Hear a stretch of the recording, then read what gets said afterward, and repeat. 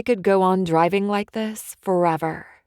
The sun had begun to set, turning the hills around us into a shade of light rose.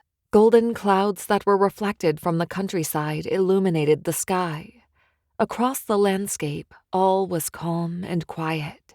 The wind blew softly, causing the grass on the roadside to sway in perfect harmony. There were only a few cars on the highway. As each passed, I knew they too were taking in the magnificence all around us. I had one foot on the gas, amping up the speed with every riff of the song, and the other resting near the open window.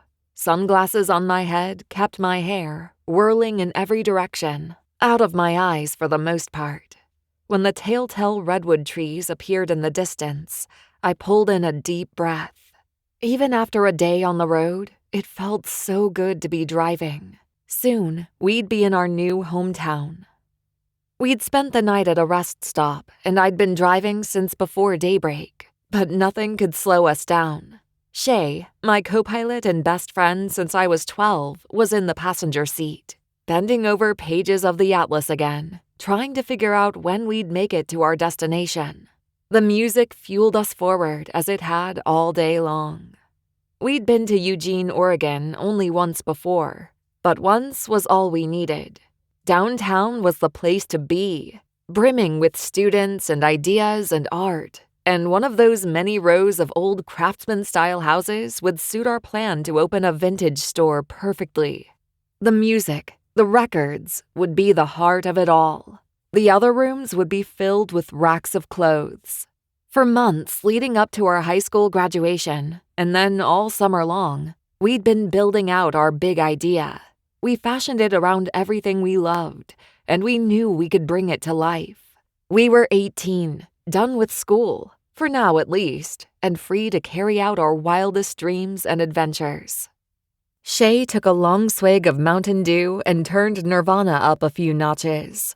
We belted out every line of the Smells Like Teen Spirit chorus and moaned along to every strung-out hello. "I still can't even believe you were in that video," she said when the song wrapped up. "Like the biggest music video ever." Seriously, I had no idea what I was walking into when we went to see them at the Roxy in Hollywood. I couldn't help but smile, thinking back to that concert. It was unbelievable.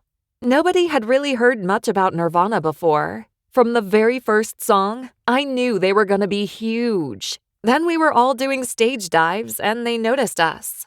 That's when they asked you to come do their music video. Shay let out a dramatic sigh. Man, did I miss out. Wish you'd been with us. I know. My host family in Germany thought I was nuts when I saw you on TV.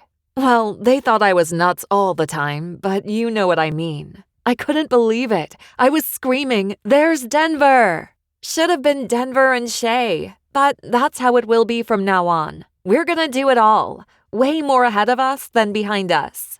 I gripped the wheel and gave her a glance. "I don't know whether I should be excited or scared," she said, shouting over the next song. "We've done a lot of crazy stuff already." She was right.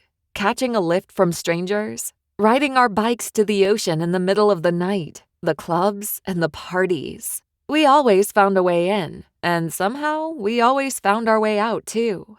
We were sheltered from harm in a way neither of us could understand. In my heart, I'd always hoped it was my mom looking out for me. As gorgeous as the sunset was, I couldn't wait to see the enormous sky filled with stars. Way out here, away from the city lights. Under the glow of starlight, I imagined, I'd have the chance to finally really think about all that had happened over the past 4 years. That big, wide-open, starry sky was what I pictured when I prayed at my window every night, wishing everything would work out. That was when I could feel my mom's presence most.